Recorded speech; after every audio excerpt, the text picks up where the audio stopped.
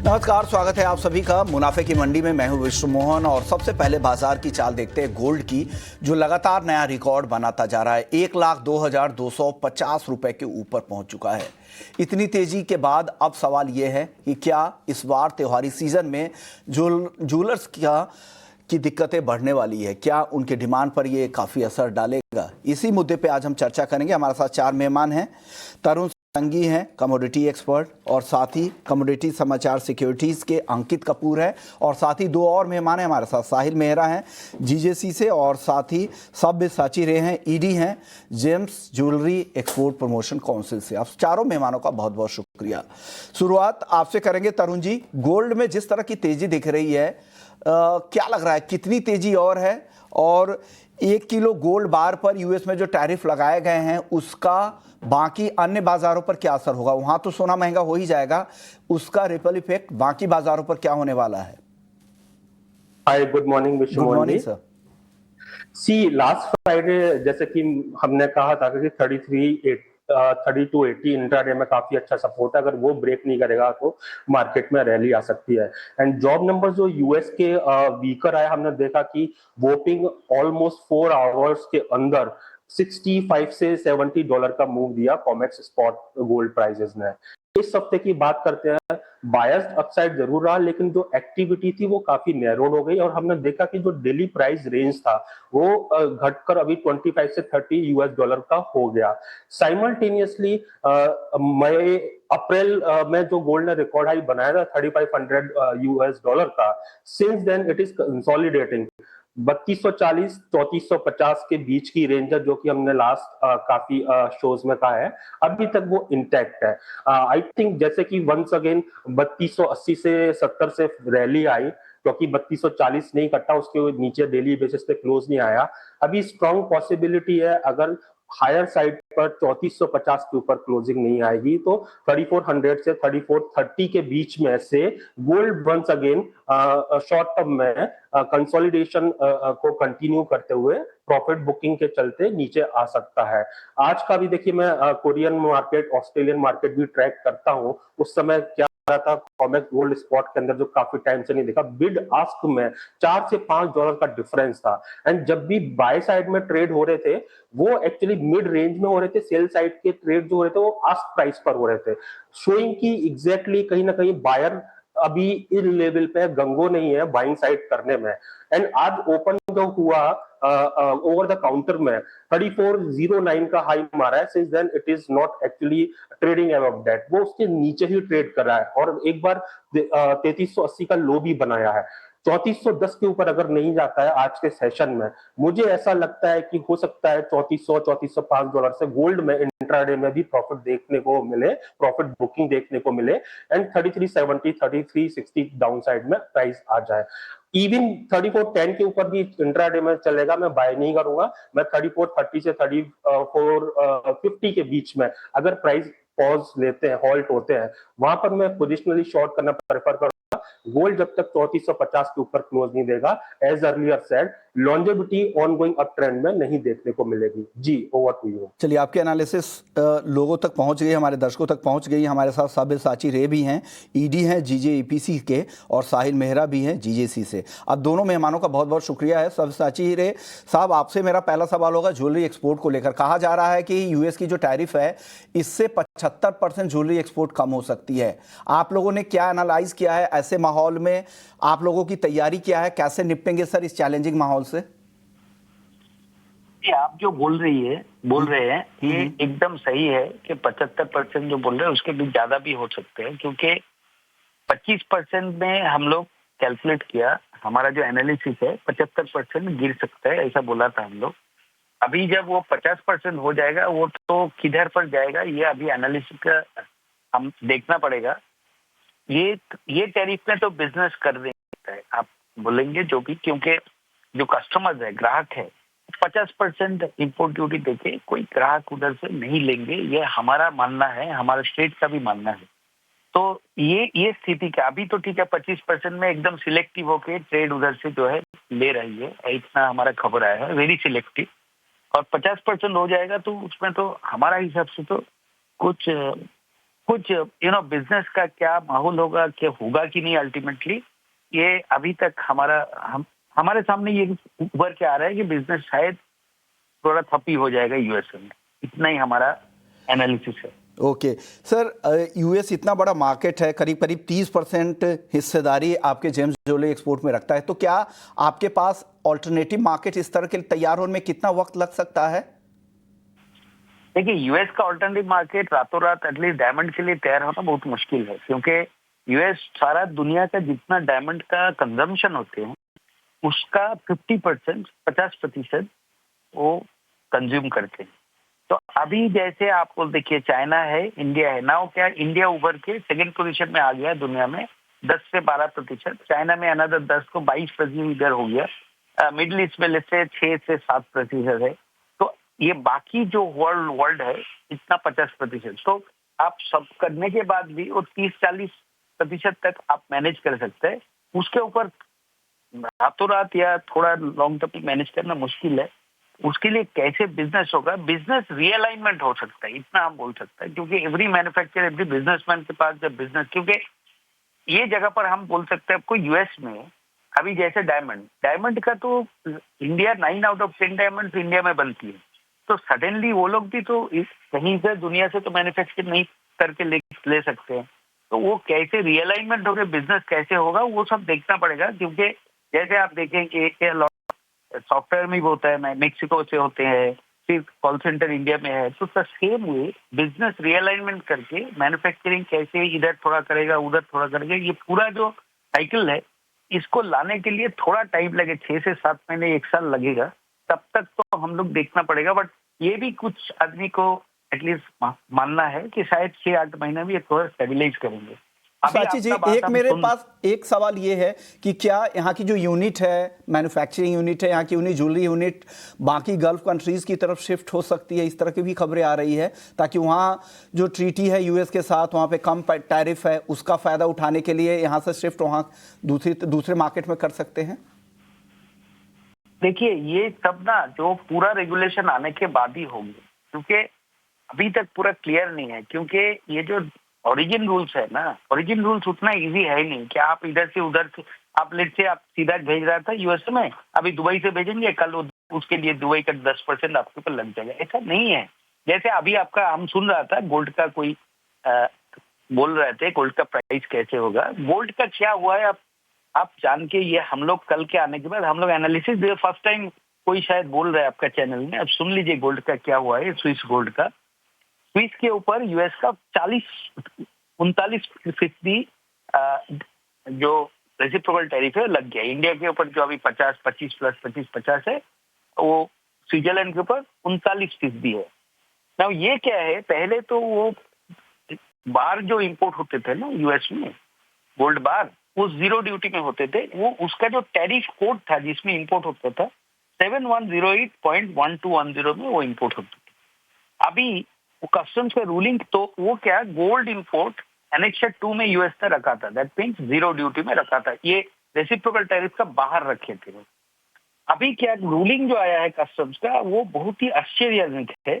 वो बोल रहे हैं कि और एक टैरिफ कोड है जो 710813.5500 है, other semi conductor forms of gold, जो बुलियन और डोरे से अलग है।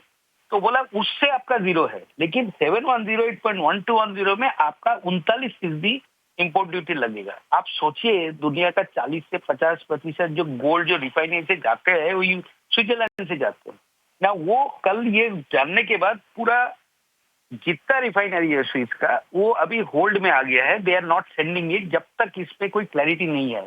तो रातों रात तो गोल्ड का प्राइस यूएस में 40% बढ़ सकता है ना। ये जो अभी जो एकदम अनसर्टेनिटी का जो माहौल है ना, वो माहौल को थोड़ा सबसाइड होने दीजिए, थोड़ा स्थिति आने दीजिए, देन ओनली ये सब पूछ रहे हैं ना बोल सकता है। ये अभी सब प्रेडिक्ट कर रहे हैं, बट ऑल आर स्पेकुलेशन। जब ये स्थिति एकदम थोड़ा क्लैरिटी आ जाएगा तब हम लोग सब बोल सकते हैं। और जो 1 किलो गोल्ड बार पर टैरिफ की आप बात कह रहे हैं, उसमें सबसे ज़्यादा कॉमेक्स पे ट्रेडिंग भी होती है, और जो पिछले 12 महीने के हिसाब से अगर देखें, स्विस गोल्ड पर अगर 39% टैरिफ देखेंगे तो वो Yes. उस टैरिफ के बाद जो लागत होगी यूएस में गोल्ड की, वो 24 बिलियन डॉलर से भी ज्यादा की हो जाएगी। तो इस तरह के कॉस्ट बढ़ेंगे। और एक कैलकुलेशन में देख रहा था, उसके हिसाब से कॉमिक्स पर गोल्ड का भाव $4700 तक भी हो सकता है इस टैरिफ के बाद से, अगर वहां से अगर स्विस गोल्ड का एक्सपोर्ट होता है तो। चलिए, लेकिन हालांकि अभी अनसर्टेनिटी बहुत ज्यादा है, अभी चीजें साफ नहीं है। हमारे साथ साहिल मेहरा जी भी है। साहिल मेहरा जी, आपसे मेरा सवाल ये होगा कि जिस तरह से भाव तेजी से बढ़ रहे हैं, वो भी त्योहारी सीजन से ठीक पहले बढ़ने शुरू हो गए हैं। B2B में तो आप लोगों ने काफी तैयारी की थी, लेकिन क्या B2C तक जाने के जाते जाते ये तैयारी पर असर तो नहीं होगा, क्योंकि ऊंचे भाव पर ग्राहकी काफी असर होने वाला है इस त्योहारी सीजन? जी विश्व मोहन जी, एकदम आपने सही सवाल पूछा है। देखिए, भाव इतने बढ़ने से और ये जो अनसर्टेनिटी का माहौल है, इससे रिटेल एंड कंज्यूमर रुक जाता है, थम जाता है। उसको स्टेबिलिटी चाहिए भाव में, ताकि उसको ये ना लगे कि आज मैं खरीद के आया और कल घट गया, या कल खरीदने जाऊंगा तो परसों बढ़ जाएगा। तो उसको थोड़ा एक सर्टेनिटी चाहिए। और भाव इतने ज्यादा हैं तो लोगों की पॉकेट फ्रेंडली जो पॉकेट है छोटी हो गई है। मतलब पहले अगर वो समझो मतलब 2 लाख में एक, अभी अब जैसे आप कह रहे हैं कि 12 महीने में 42 से 50% भाव बढ़ गए हैं, तो उसका पॉकेट आप सोचिए कि श्रिंक हो गया है। जिसको 20 ग्राम खरीदना था वो अभी आज 12 ग्राम खरीद पा रहा है। तो ये चीजें तो इफेक्ट कर रही हैं डेफिनेटली। और अगर आप टनेज वाइज देखेंगे तो ज्वेलरी की कंजम्पशन घटी है, मतलब इतनी बड़ी नहीं है। ये जो पूरा 6 मंथ रहे हैं, इतने कोई बहुत ज्यादा डायनेमिक नहीं रहे हैं, बहुत चैलेंजिंग रहे हैं। सर, क्या लग रहा है आगे आगे आपकी एनालिसिस क्या कह रही है? आप भी रिसर्च करते हैं गोल्ड के भाव को लेकर। साहिल भाई, आपका अनुमान क्या है? सर, एक तो जो ट्रम्प ने जो ये अकस्मात ये स्विस पे जो लगाया है 39% टैरिफ, एक तो क्लैरिटी ये रखी नहीं है पूरी की खाली 1 kg बार पे, जो कि एक बार रीड बिटवीन द लाइंस या फाइन लाइंस पढ़ना पड़ेगा। क्योंकि अगर आपको याद होगा तो लास्ट वीक इन्होंने कॉपर के साथ भी ऐसा कुछ किया था, जिसके बाद कॉपर बढ़ने के बाद उसके अलावा और 20% घट गया। तो मतलब हमें ये समझ में नहीं आता कि इनका मतलब इनकी रणनीति क्या है, इनकी अर्थशास्त्र नीति क्या है, कुछ थोड़ी सी क्लैरिटी नहीं आती। जब तक वो क्लैरिटी नहीं आती तब तक उसमें कोई भी कमेंट करना कि भाव टैक्सेस की वजह से क्या होंगे वो जान पाना मुश्किल है। हाँ, मगर अगर आप भाव की बात करेंगे, अगर हम टैक्सेस वगैरह को साइड में छोड़ते हैं, क्योंकि कंजम्पशन काफी लो हो रहा है, तो ये मतलब अंडरस्टैंडेबल है कि जिस चीज का कंजम्पशन लो होता है उसके भाव थोड़े करेक्ट होने बनते हैं। तो मेरा भी ध्यान कोई भाव में ऐसे कोई तेजी का नहीं है, मतलब पर से। लेकिन अगर टैरिफ से कोई तेजी आ जाए तो वो कह नहीं सकते, मगर पर से तेजी का नहीं, क्योंकि ऑलरेडी लोगों की पॉकेट बहुत मुश्किल से अपने जो त्योहार है या शादी का सीजन है उसके लिए जोड़ पा रही है, और भाव बढ़ने पे और डीप इम्पैक्ट हो जाएगा। और गोल्ड के भाव हमेशा, हालांकि हाजिर डिमांड से वैसे भी ड्राइव नहीं होती है, और ऐसे माहौल में तो ये पूरी तरह से जिस तरह की अनिश्चितताएं हैं उससे गोल्ड के भाव बढ़ रहे हैं। चीज़ें स्थिति साफ होगी तो डेफिनेटली ये भाव टिकेंगे नहीं, भाव प्रीमियम इसका खत्म होगा, भाव नीचे आएंगे। लेकिन ट्रंप का जो बयान है, उन्होंने कहा कि सिर्फ ये जो स्विस गोल्ड पर 39% टैरिफ की जो रणनीति है, ये प्रोटेक्शनिज्म नहीं बल्कि उनकी एक रणनीतिक कदम है, ये ट्रंप का कहना है। उन्होंने कहा कि ग्लोबल बुलियन फ्लो और स्विस रिफाइनिंग पर इसका असर होगा, और घरेलू रिफाइनिंग और स्टोरेज को वो बढ़ाना देना चाहते हैं यूएस में। डॉलर की रिजर्व करेंसी की स्थिति धीरे धीरे क्योंकि कमजोर हो रही है, चीन, रूस और ब्रिक्स देश अपने गोल्ड स्टॉक को लगातार बढ़ा रहे हैं, और गोल्ड फ्लो का नियंत्रण से यूएस की को मॉनेटरी ऑप्शंस भी मिल जाएंगे। तो इस तरह की दलील भी दी जा रही है। देखते हैं किस तरफ स्थिति जाती है, फिर भाव कहाँ पे स्थिर होते हैं, इस पर बाजार की नजर रहेगी। शुक्रिया साहिल मेहरा जी आपका, सब साची जी रे आपका, आप लोगों ने वक्त निकाला और हमारे दर्शकों को मौजूदा हालात के बारे में आगाह किया। आपसे आगे भी चर्चा करते रहेंगे। चलिए चलते हैं अंकित कपूर जी के पास। अंकित जी, इस भाव पर जो भाव आपको दिख रहे हैं स्क्रीन पर, 1,02,200 रुपए के ऊपर का, गोल्ड में क्या करना चाहिए, क्या सलाह दे रहे हैं आप अपने क्लाइंट्स को? जी बिल्कुल, जिस तरह से अभी बात चल रही है पूरे मार्केट के अंदर, टेंशन्स बनी हुई हैं, और ये टेंशन्स आगे आने वाले टाइम में मुझे लगता है कि ये कंटिन्यू रहने वाली है, इतनी जल्दी कोई चीज खत्म नहीं होगी। कॉमेक्स गोल्ड की अगर मैं बात करूं, फ्यूचर्स स्पॉट में करीब करीब बहुत बड़ा इसके अंदर हमको चेंजेस देखने को मिला है। करीब करीब ये जो डिफरेंस है आज की तारीख में, सुबह $135 के आसपास डिफरेंस हो गया था स्पॉट गोल्ड और फ्यूचर गोल्ड में। तो ये कहीं ना कहीं टेंशन्स को दर्शा रहा है, और आने वाले टाइम में ये टेंशन्स बनी रहेंगी। जब तक ये टेंशन्स बनी रहेंगी तब तक मुझे लगता है कि गोल्ड प्राइसेस नीचे आने का अभी नाम नहीं लेगा। कोई भी अगर गिरावट मिलती है तो डेफिनेटली गोल्ड के अंदर खरीदारी करके चलेंगे। 1,01,500 के आसपास खरीदारी करके चल सकते हैं। 1,0750 का स्टॉप लॉस रहेगा, और 1,02,800 तक के टारगेट्स इसमें अभी देखने को मिल सकते हैं इंट्राडे में। तो इंट्राडे में ही 1,02,800 तक के टारगेट भी देखें। लेकिन करंट लेवल पे ना खरीदे, डिप में मौका मिले तो खरीदे, ये सलाह है। चलिए वक्त है ब्रेक का। ब्रेक के बाद जब लौटेंगे तो तरुण जी और अंकित जी बने रहेंगे, उनसे चांदी, क्रूड और मेटल्स पर राय लेंगे, साथ ही एग्री मार्केट पर भी आपकी टॉपिक लेकर आएंगे। जल्द लौटते हैं।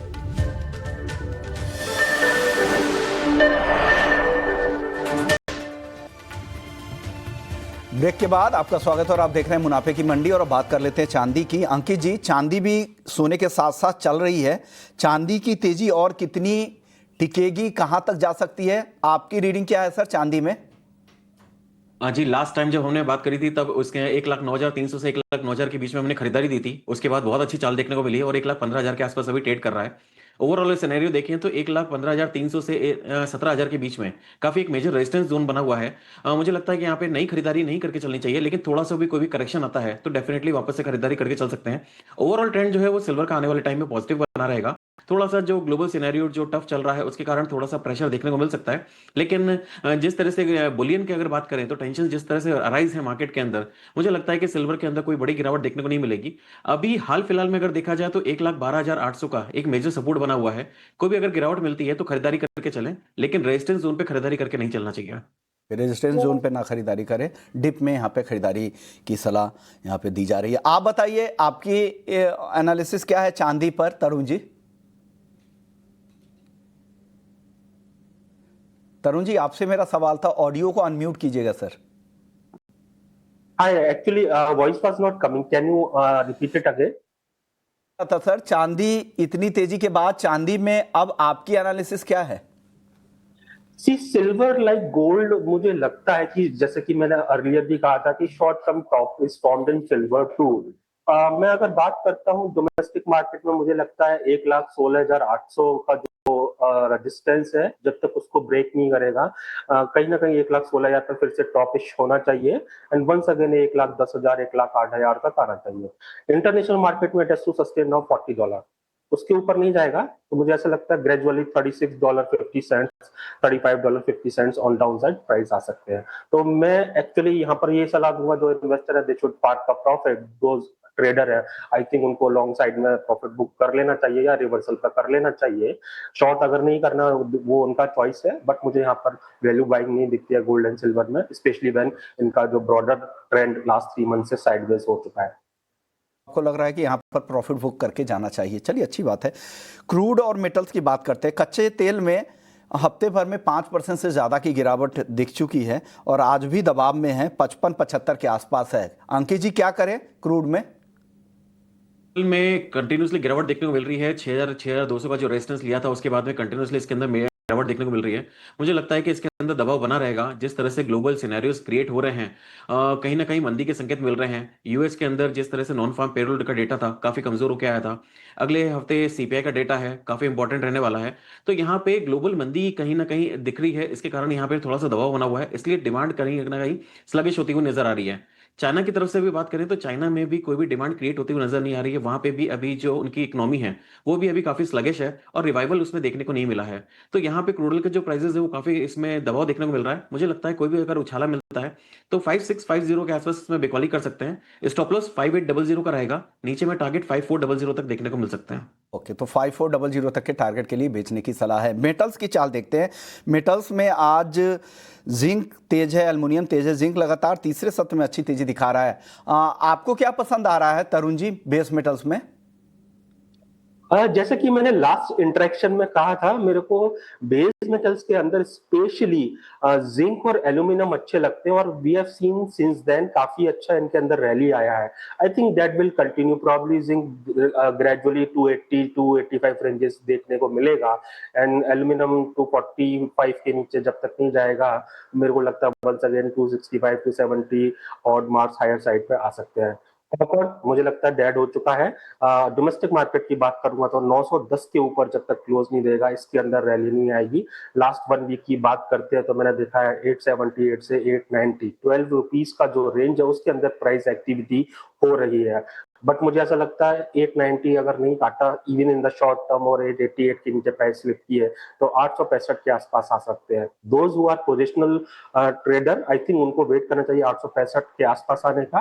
वहां पर 858 के स्टॉप पर वो देख सकते हैं ऑन रिवर्सल बाय, या फिर 905 के आसपास प्रॉपर मिलता है तो वहां पर मुझे लगता है एक बार को साइडवेज मार्केट का ट्रीट करते हुए शॉर्ट किया जा सकता है। बीच में प्ले करना कॉपर के लिए काफी रिस्की है।